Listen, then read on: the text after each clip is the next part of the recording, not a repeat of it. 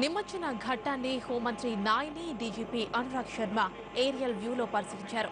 మరిన్ని వివరాలను మా ప్రతినిధి రమేష్ వైట్ల అందిస్తారు. రమేష్, నిమజ్జన ఏర్పాట్లకు సంబంధించి హోంమంత్రి, డీజీపీ పర్యవేక్షణ గురించి మీ దగ్గర ఉన్న డీటెయిల్స్ ఏంటి?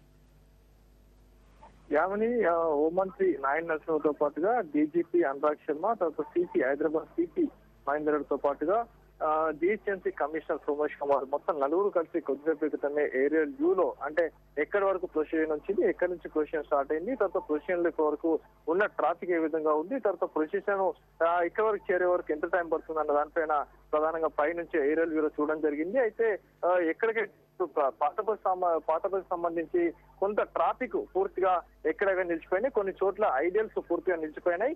కాబట్టి త్వరగా ఇటు వినాయక నిమజ్జనం కోసం త్వరగా పంపించాలని చెప్పి ఆ అధికారులని హోంమంత్రి ఆదేశించడం జరిగింది. అదే మాదిరిగా అటు ఎల్బీ నగర్ కావచ్చు, ఇటు ఎస్ఆర్ నగర్ మీద కూడా వచ్చే ఒక వినాయక విగ్రహాలు పూర్తిగా ఎక్కడెక్కడ నిలిచిపోయినాయి. అంతేకాకుండా సాధారణ ట్రాఫిక్ కూడా దీంట్లో కలిసిపోవడం తోటి వినాయక విగ్రహాలు ఇటు వినాయక సాగర్ వైపు వచ్చేందుకు కొద్దిగా ఆటంకం ఏర్పడుతుంది. కాబట్టి ఇది చూసిన నాయన్ నరసింహారెడ్డి వెంటనే ఇక్కడ పైనుంచి కూడా కొన్ని ఆదేశాలు కింద ఉన్న ట్రాఫిక్ అధికారులకు ఇవ్వడం జరిగింది. కింద ట్రాఫిక్ అదనపు సిపి జితేందర్ కూడా పూర్తిగా పర్యవేక్షిస్తున్నారు. అయితే ఈ పూర్తిగా ట్రాఫిక్ లో చిక్కిపోయిన వినాయక విగ్రహాలను వెంటనే క్లియర్ చేసి పంపించాలని చెప్పి ఆదేశించడం జరిగింది. ఈ మేరకు కొద్దిసేపు క్రితమే అంటే దాదాపు 45 నిమిషాల పాటు ఏరియల్ వ్యూలో పూర్తిగా హైదరాబాద్ నగరం పైన తిరిగిన హోంమంత్రి జానారెడ్డి, హోంమంత్రి నాయన్ నరసింహారెడ్డితో పాటుగా ఇటు సిపి హైదరాబాద్ సిపి మహేందర్ రెడ్డి, తర్వాత డీజీపీ శర్మ వీళ్ళందరూ కలిసి పరిస్థితిని సమీక్షించారు. మరోవైపు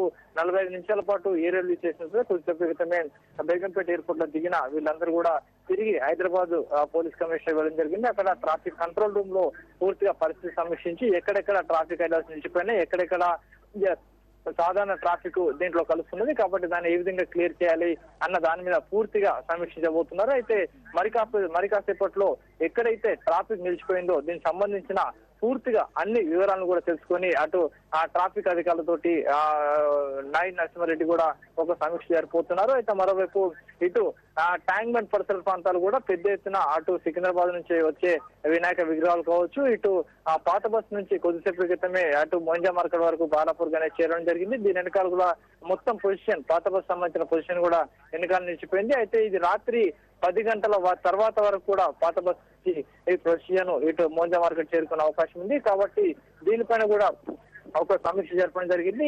దీన్ని త్వరితగతిన పాత బస్సు నుంచి వచ్చే ఏదైతే వినాయక విగ్రహాలను వీటన్నిటి కూడా వెంటనే మదీనా దాటించాలి, అటు నయాపూల్ దాటించాలని చెప్పి అధికారులకు హోంమంత్రి ఆదేశించడం జరిగింది. ఎందుకంటే ఆ పాత బస్సు నుంచి పూర్తిగా వినాయక విగ్రహాలు ఇటు న్యూ సిటీకి వచ్చిన తర్వాత కొద్దిగా టెన్షన్ ఫ్రీ అవుతుంది. అటు మరోవైపు ఎక్కడైతే ట్రాఫిక్ దిగ్బంధంలో చిక్కపోయిన వినాయక విగ్రహాలు వాటిని వెంటనే క్లియర్ చేసి అక్కడ కిందనే అధికారులు ఏదైతే పుషింగ్ టీమ్స్ ఉన్నాయో వాటిని వెంటనే యాక్టివ్ చేసి ఆ వినాయక విగ్రహాన్ని వెంటనే విశ్వసాగర్ వైపు తరలించాలని చెప్పి అధికారులకు ఆదేశించడం జరిగింది. అయితే పూర్తిగా దాదాపు 45 నిమిషాల పాటు ఏరియల్ సర్వే చేసిన అధికారులు కొద్దిసేపు క్రితమే ఇక్కడ దిగేసి వెంటనే హైదరాబాద్ ట్రాఫిక్ కంట్రోల్ రూమ్ కి చేరుకోవడం జరిగింది. అక్కడ ఒక హై లెవెల్ మీటింగ్ జరగబోతుంది. ఆ మీటింగ్ లో కొన్ని నిర్ణయాలు తీసుకుని అక్కడ నుంచి ఫర్దర్ గా కొన్ని ఆదేశాలు జారీ చేసే అవకాశం కనబడుతుంది. యామిని.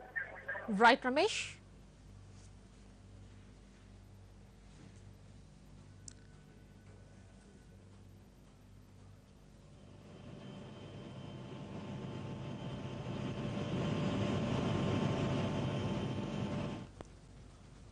ఇప్పుడు ఒక షార్ట్